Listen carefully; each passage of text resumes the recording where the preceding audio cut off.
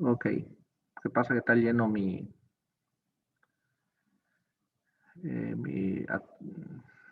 mi correo, ¿no? Bueno, entonces, la premisa, cuando estamos hablando de la premisa funcional, nos referimos a la parte funcional. ¿Y qué es cuando hablamos de función dentro de lo que es un proyecto? ¿A qué nos estamos refiriendo? Nos estamos refiriendo exclusivamente y prácticamente a dos aspectos principales, ¿no? Que es la parte de organización, lo voy a dibujar acá, de espacios, ¿no es cierto?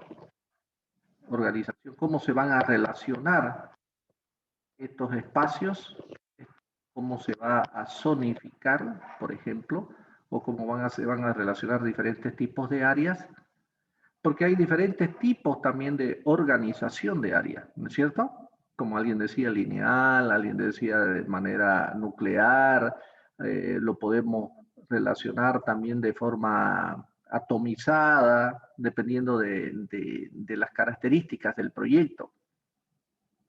Y el otro aspecto que es importante, digamos, dentro de estructura, porque cada vez estamos hablando de estructura, es cómo es la estructura circulatoria, digamos, cómo es esa columna vertebral que va a hacer de que yo pueda circular, es el tema de la circulación precisamente, y cómo se va a comunicar las diferentes áreas. Entonces, cuando yo hablo de la premisa funcional, estoy hablando de prácticamente la superficie que contienen diferentes actividades y cómo se relacionan y cómo se organizan entre sí, cómo se ordenan, y prácticamente la parte circulatoria, cómo, es como las venas, digamos, en el cuerpo, cómo se ordena esa vena y cómo se hace mucho más limpia, cómo se hace mucho más directa y cómo se hace mucho más concisa. Cuando estamos hablando de la parte espacial, estamos hablando de la característica del espacio. Es decir, propiamente, por decirlo, a ver, por decirle, los espacios, cómo se van a definir los espacios. Van a ser espacios unitarios, van a ser espacios conexos, van a ser espacios contiguos, o sea, los diferentes aspectos y sensaciones, digamos, que yo quiero lograr para que pueda funcionar de acuerdo a mi idea. ¿Y a cuál idea? Obviamente a la idea principal, o sea, tiene que estar relacionado siempre con la idea general, ¿no? Entonces, por ejemplo, en este caso que decía efectos de luz, entonces, ¿cómo van a ser? ¿Cuál es la característica de ese espacio? ¿Cuál es la cualidad de ese espacio? Eso se convierte, digamos, en una premisa espacial. Va a ser de doble altura, me va a impactar, el espacio lo voy a achatar, lo voy a alargar, el espacio voy a hacer de niveles, digamos, en el plano inferior o en el plano para jerarquizar algunos, todos esos aspectos que se ha visto en la parte de compositiva, en composición, eso se refiere, digamos, al el espacio, a la premisa espacial. Inclusive si yo coloco un plano, digamos, inclinado, como le provoco una tensión, digamos, esa tensión exterior, se va a ver reflejada en una deformación interior que eso me va a producir algo, ¿no es cierto? Entonces, el espacio, la configuración del espacio va a hacer de que prácticamente denote algo, ¿no es cierto? No sé si responde a su pregunta. Sí, arquitecto, gracias. Ok. Bueno, entonces, esto de acá se entiende que el objetivo es uno y el cómo lo convierte, digamos, en una premisa.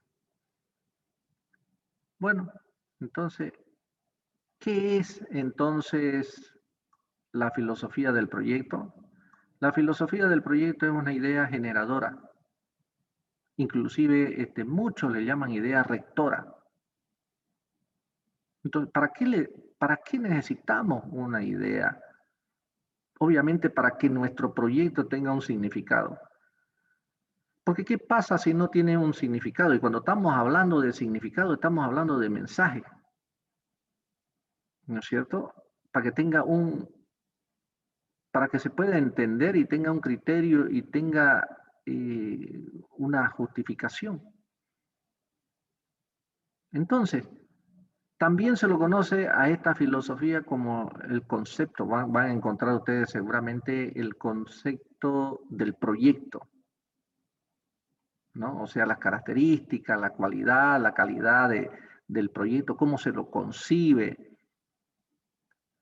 En otras palabras, también es entendido como el centro del proyecto, digamos, la idea central del proyecto o el eje del proyecto, digamos cuál es. Entonces son diferentes sinónimos que de alguna manera nos van a orientar para cuando alguien hable y diga, bueno, el centro, ¿en qué se basó? El centro del proyecto consiste en el núcleo, digamos, del espacio central, por decirlo, ¿no? Entonces eso se convierte en concepto, eso se convierte en una idea generadora del proyecto. Entonces, esta filosofía que es pensante, que es intangible, porque es subjetivo, se tiene que materializar, se tiene que objetivizar en un proyecto, que es lo que posteriormente se hace ya con, obviamente, los planos, con el programa de necesidades, con los usuarios, etcétera, ¿no? Y la forma. En otras palabras, se necesita necesariamente una filosofía del proyecto o una idea del proyecto. ¿Para qué? Para que se entienda el proyecto. Porque si no, no se va a entender. O sea, nosotros vamos a hacer nuestra vivienda como las hacen todos, o sea, así de manera mecánica, relacionando. Yo creo que un albañil podría organizar, un albañil de esos ingeniosos, podría organizar los espacios. Pero si nosotros le damos o le influimos, insuflamos una idea generadora, ese proyecto se va a entender y va a ser claro para poder entenderle. O sea, vemos nosotros, por ejemplo, la vivienda chorizo, la vivienda lineal, digamos que se habla, digamos así, se va a entender de manera clara cómo está concebido y cómo está ordenado si es que nosotros tenemos una idea rectora. Esto lo hacemos ¿para qué? Para evitar caprichos. Es decir, que esto me gusta, que esto no me gusta, que se me ocurrió esto y de repente le pongo ahí un parche o de repente vi en una fachada una cosita. Eso no tiene peso. Digamos, no tiene peso específico dentro del proyecto porque es solamente un detalle. En cambio, la idea generadora agarra y abarca todo el proyecto. Como se han dado cuenta acá, la idea general arrastra a todas estas otras pequeñas premisas, digamos, por decirlo así. Y no son pequeñas, son importantes todas. Tal cual, solamente que esta idea general es una idea general, es un plan. Entonces, que se pueda entender de que el proyecto o la filosofía del proyecto tiene un objetivo, que sea claro, que tenga una claridad. Entonces, para que se entienda qué se necesita una idea base, ¿no es cierto? Que son las ideas principales de un proyecto, que son producto del pensamiento, que son producto de un estudio. Y esta idea base prácticamente va a regir todo el diseño. O sea, tenemos que ser fieles, como cuando, por ejemplo, en estas campañas estas campañas electorales de la universidad, hacen un planteamiento y se plantean algunos objetivos, su plan de gobierno. Y cuando lo plantean el plan de gobierno, cuando llegue el primer día, ellos tendrían que empezar a ver qué propusimos el primer día, esto, nuestra primera propuesta, y así ir consecutivamente solucionando todo. Exactamente ocurre lo mismo cuando yo tengo una idea base. Tengo que cumplir mis premisas filosóficas o mis premisas de diseño. Porque se van a dar cuenta que ustedes cuando planteen sus premisas de diseño, cuando van por medio proyecto ya se olvidan de qué fue lo que se plantearon o de repente es más grave, digamos, ¿no? No lo pueden lograr lo que se propusieron. Por ejemplo, una premisa de que los usuarios, por ejemplo, puedan concentrarse, ¿no? De acuerdo al diseño, en el proyecto, en algún lugar, y ustedes no pueden lograr, digamos, eso. Entonces, o capaz que de repente de revisar no sea una buena política. Entonces tienen que cambiar esa idea. Entonces esa idea, que es una idea base, porque no les conviene económicamente, porque no les conviene estratégicamente, es necesario cambiar. ¿Y eso quién lo da? Muchas veces lo da el comitente, pero también el arquitecto tiene que asesorar. Entonces, entendamos de que estas ideas base van a dirigir todo el diseño. O sea, en otras palabras, se va a convertir en una argumentación, en una justificación, y se va a convertir en un proyecto con sentido. O sea, es como darle un sentido, digamos, al proyecto, una intención. Obviamente, estas ideas base deben responder a un análisis exhaustivo, ¿no es cierto? Un análisis exhaustivo de qué, de todos los aspectos que intervienen en el primer problema que se presenta, ¿no es cierto? O sea, nosotros en este caso vamos a hacer una vivienda. ¿Dónde va a estar la vivienda? ¿Cuál es la problemática que se está presentando ahí? ¿Cómo es el contexto urbano, el contexto inmediato? ¿Cuál es teóricamente debería ser así? ¿Cuál es la problemática de la vivienda? Deberíamos haber estudiado la problemática de la vivienda. Deberíamos haber hecho un estudio sobre la tipología de la vivienda, ¿no es cierto? Que las que se están necesitando y a quién va a ir dirigida esa vivienda, clase media, clase alta, digamos, en este caso, digamos, ya lo tenemos, ya hemos puesto, digamos, los usuarios, y tenemos que estudiar esa tipología de familia. ¿Cómo se desempeña? ¿Es una familia típica? ¿Es atípica? ¿Qué condiciones, qué cualidades? No sé, por decir así, deberíamos dar más datos inclusive de la familia.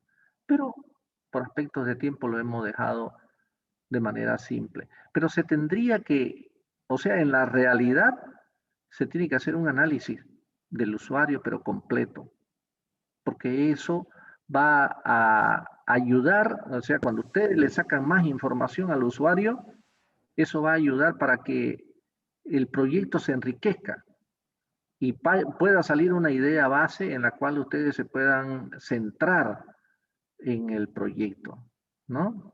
Entonces, y bueno, eso va a determinar de que el proyecto también tenga una propia personalidad, se identifique con algo.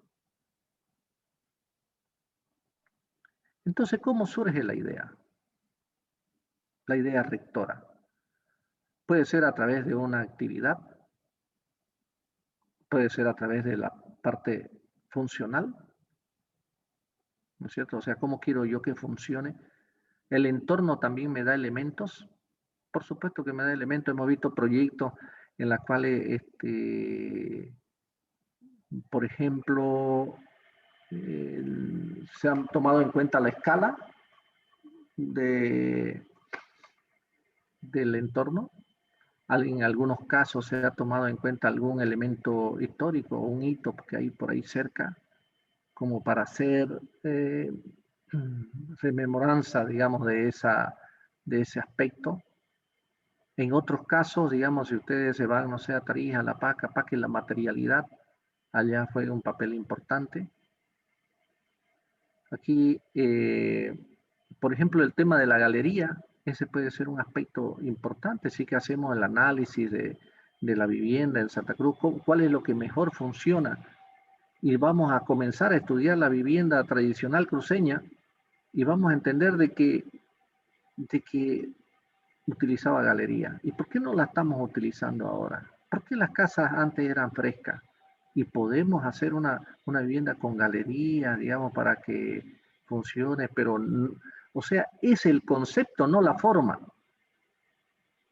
¿Qué es una galería? Es un espacio de convivencia, es un espacio de tertulia, es un espacio abierto de protección a las lluvias y a los efectos climáticos. ¿Por qué no hacemos uso de esa galería y le damos, no sé, otra forma, otro sentido? Alguien presentó, digamos, los colores, digamos, Luis Barragán, por ejemplo, se basaba solamente en los colores, digamos, ¿no? No digo solamente, pero uno de los aspectos era el color y la textura. Si estudiamos esta vivienda tradicional que habíamos visto en la galería también, por ejemplo, los patios centrales, primer patio, segundo patio, ¿será que podemos hacer algo con eso? ¿Por qué habían estos patios?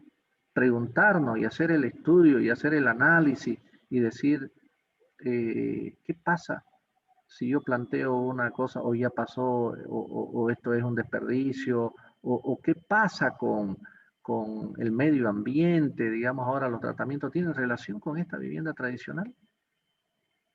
Entonces, yo me puedo agarrar de cualquier cosa, pero fíjense que la idea rectora tiene que ser una sola y en función de eso plantear los otros elementos que la acompañan.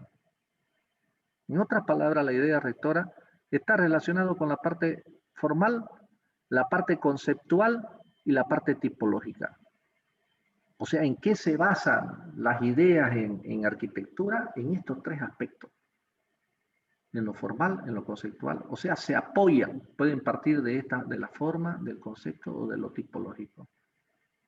Generalmente, a mí me parece que lo conceptual tiene mucho más sentido. Y es en esto lo que nos vamos a fijar. Pero vamos analizando uno por uno. En lo formal está relacionado con la metáfora. Es decir, hacer una analogía de lo que yo veo con lo que puedo lograr en el diseño, con esa forma. Y fíjense que cuando estamos haciendo metáfora, no es que lo hagamos exactamente igual. Por eso uno de las situaciones que yo veo ahí en nuestras facultades es que, como le digo, hacen el quirquincho y el quirquincho en sí es el proyecto, digamos, ¿no? O sea, es una copia del animal. En cambio, fíjense acá, este proyecto está basado en esto, en los veleros. Este es el Bul Al Araf, en realidad, en Dubái. Y fue basado en esta idea de los veleros. Inclusive ese elemento que ven ustedes al centro, digamos, es una tela, le decía yo, resistente. Esto genera, digamos, un espacio, fíjense, un espacio que muchas veces no nos damos cuenta, ¿no es cierto? Y sin embargo el arquitecto que hizo esto dijo, yo voy a concebir este espacio aquí adentro, un espacio monumental en el cual contenga y pueda entrar hasta la Estatua de la Libertad. Y este es un espacio inmenso, así de grande, así de alto, como la Estatua de la Libertad. O podemos ver este proyecto del torso de Santiago Calatrava, basado, digamos, en una rotación del cuerpo humano. Dice, ¿por qué los edificios, yo les comentaba, por qué los edificios cuando comenzó a rotar dijeron todo el mundo, pucha, mirá vos, interesante el efecto que se logró, solamente con una pequeña idea formal de lo que puede ser un movimiento. El mismo Santiago Calatrava plantea, por ejemplo, sobre las costillas de la ballena, plantea la forma Él es ingeniero y arquitecto y por lo tanto le interesa la estructura y el soporte, pero también la forma. Entonces todas estas formas que fueron consiguiéndose fue a través del estudio de los diferentes aspectos naturales, digamos, que él hace, porque ha hecho puentes, ha hecho un montón de edificaciones, basado en la observación de la naturaleza. Oscar Niemeyer dice que se basó en las curvas, digamos, que él trabajaba, se basaba en la silueta de la mujer. De ahí salió este museo contemporáneo en Niterói, en Río. O lo que les hablaba también, el nido de pájaro, que tiene toda una trascendencia, ¿no es cierto?, internacional, pero más un sentido místico, inclusive, ¿no? Esto es, o sea, yo puedo hacer un proyecto basado en la forma, pero fíjense, es un concepto. Esto, digamos, cuando nosotros lo vemos, digamos, acá, vemos las curvas, todo, esa es la idea, es una idea central, es una idea subjetiva, ¿no es cierto?, que luego se transforma, que es sacado de dónde, de este cuerpo, digamos, tan hermoso que dio la naturaleza. Pero no es una copia. En la parte tipológica, que es el segundo aspecto, ¿no es cierto?, nos podemos basar en la tipología. O sea, se relaciona con algo existente o que está dentro de la memoria colectiva. Es decir, cuando decimos casa nos imaginamos esto, ¿no es cierto? Una forma así, digamos, le ponemos un techito acá y esa es la vivienda para nosotros. O sea, algo que tenga así alero o más o menos, si usted le pregunta al niño, haga una casita, le va a dibujar esto, porque ese es su esquema mental. ¿No es cierto? Si nosotros decimos, a ver, bueno, vemos una iglesia, más o menos nos vamos a dar cuenta que tiene que ir para arriba y que tiene que tener una cruz. Esa es una iglesia, para nosotros es el concepto. Entonces, si algo vamos a hacer en relación a los diferentes tipos, digamos, de arquitectura, mejor dicho, temas de arquitectura, ya tenemos registrado dentro de nuestra memoria, que es una memoria colectiva, la tipología de cada uno de los temas que vamos a hacer. O sea, hacer una casa con forma de casa, hacer un templo con forma de templo. Entonces yo me pregunto, ¿y dónde estará la idea aquí que transforme, que trascienda? Entonces no hay rareza. Y aquí está en discusión con el tema de la identidad, ¿no? Es decir, antes nos enseñaban a nosotros los arquitectos que el proyecto tenía que tener una identidad. Es esto, la identidad.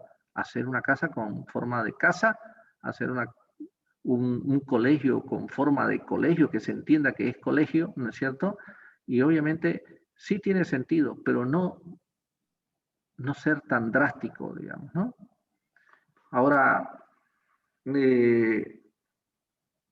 a mí me gustó, yo esto siempre lo planteo en composición, y cuando fui a pasar clase con un arquitecto de acá, un arquitecto que es un artista, él planteaba esta rareza, digamos, ¿no es cierto? Entonces me gustó porque prácticamente era lo mismo que yo planteaba. Es decir, y él decía, por ejemplo, ¿qué es lo que hace raro a un proyecto de otro?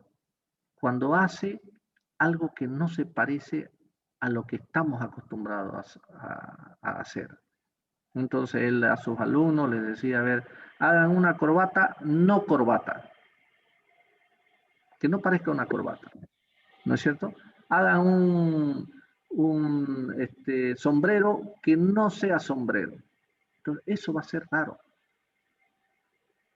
Pero obviamente nosotros acá en arquitectura tenemos que tener de alguna manera una relación tipológica para no estar viviendo en un templo, digamos, ¿no? No estar viviendo en un colegio, no estar viviendo en un centro comercial. Y de alguna manera se tiene que relacionar el proyecto a una forma tipológica, pero no tan de manera drástica, ¿no? Y esto es lo que les decía, la parte conceptual. ¿Qué es lo que transmite, digamos, el concepto? Expresa las cualidades, esto lo saqué del diccionario, de una cosa objeto determinando lo que es su significado e importancia. Entonces transmite una idea. Esa es la ventaja de la parte conceptual. O sea, uno toma las características de esa idea y lo representa tridimensionalmente. Ejemplos de esto es Luis Barragán, Tadao Ando. Esta es Casu Segre, es una arquitecta chilena que hizo estos proyectos conceptuales, digamos, esto, si no me equivoco, es un hotel en el desierto en Chile, no sé qué se llama el desierto, pero es basado, digamos, en la circulación del viento, el estudio del viento y todo eso, y salió, digamos, este proyecto, digamos así.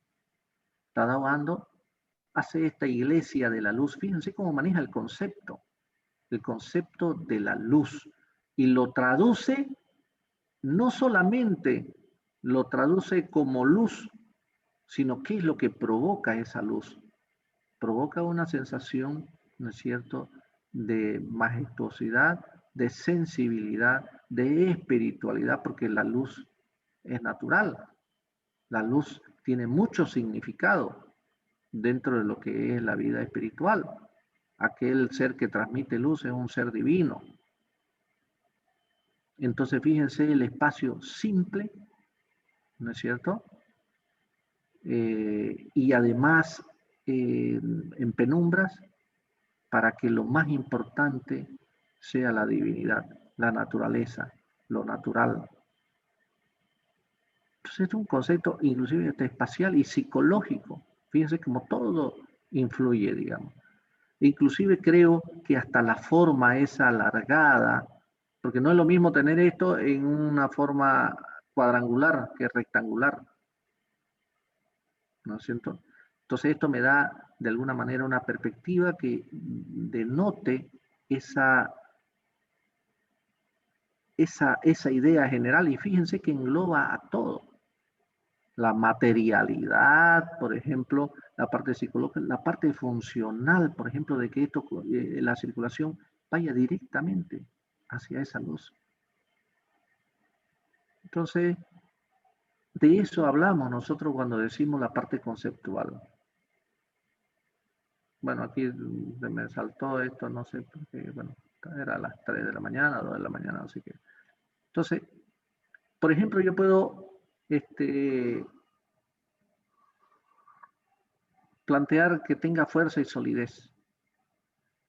Para que tenga fuerza y solidez, yo voy a utilizar figuras geométricas sencilla, pura, y una materialidad que asemeje esto pesado, ¿no es cierto? Entonces, esto me da fuerza y solidez, me da fuerza y solidez. Es puro, fíjense, le da seguridad, le da una estabilidad, ¿no es cierto? Entonces, por más que tenga iluminación, esto es fuerte. La materialidad tiene mucho que ver, digamos, de esto. Capaz que utilice el hormigón, pero también puedo utilizar otras cosas, otros materiales. Entonces, un concepto engloba muchas definiciones. Esa es la gran diferencia de que nosotros nos basemos en la parte conceptual, porque si nos basamos en la parte formal es eso, solamente la formita. Pero ¿qué pasa con el espacio? ¿Qué pasa con la función? ¿Qué pasa con la sensación que uno puede lograr a través del recorrido que puede hacer uno a través del interior? ¿O qué puedo lograr cuando se perciba, digamos, desde afuera? Entonces, eso es lo que hace diferente, o la diferencia. Entonces, lo conceptual es el tratamiento del espacio, por ejemplo, otro aspecto. Este es escogí esto porque lo conozco, Este es el Museo Judío de Berlín. Este es un edificio antiguo, un edificio histórico, ¿cómo se llama? De preservación, que está acá al frente, está el muro de Berlín, ¿no? Aquí no se podía pasar a la otra Alemania y bueno, inclusive esta forma, digamos así, tiene todo un sentido porque es la cruz, ¿no? De los judíos, pero superpuesta en diferentes dimensiones. Esto es un proceso, digamos, matemático que le salió, digamos así, ¿no es cierto? Fíjense los espacios, porque en este museo están todos los elementos que pudieron rescatar de las atrocidades que le hicieron a los judíos en la Segunda Guerra Mundial. Entonces son pasadizos así, oscuros, que parecen cárceles, sensaciones, digamos así, de sosiego, de, mm, de no sé, de sensaciones de inseguridad que uno hace cuando uno recorre. Hay pasillos que van y uno llega a la nada y solamente hay una lucecita, digamos así, un parecido, no sé si es pero que más o menos provoca esa sensación que era lo que sentían los que estaban en los diferentes, no sé cómo se llama, no me recuerdo, las diferentes cárceles, Los campos de concentración. campos de concentración, gracias. Entonces, fíjense, el concepto, digamos, de todo un proyecto es esta idea generadora, más las condicionantes del diseño, o sea, los usuarios, digamos, ¿no? La superficie y no sé qué más, y el concepto volumétrico. La idea generatriz, fíjense, es el eje compositivo de todo, espacial, estético, volumétrico, funcional y todo lo que puedan ustedes añadirle acá. O sea, la composición, ustedes pueden componer el espacio de diferentes maneras, lo volumétrico de diferente y lo funcional también de diferentes maneras. Entonces, si yo cambio esta idea, esa idea central, entonces va a cambiar todo. En realidad tendría que cambiar todo porque la idea en la cual se está basando el proyecto es esa, es una. O sea, en otras palabras, no sé si me dejo entender, cuando hablo de un concepto o de la filosofía del proyecto, me estoy refiriendo a una sola idea, no pueden haber dos. Es una sola idea en la cual todos los elementos del proyecto acompañan a esa sola idea. Y esto, si cambia esto, obviamente va a cambiar todo, ¿no?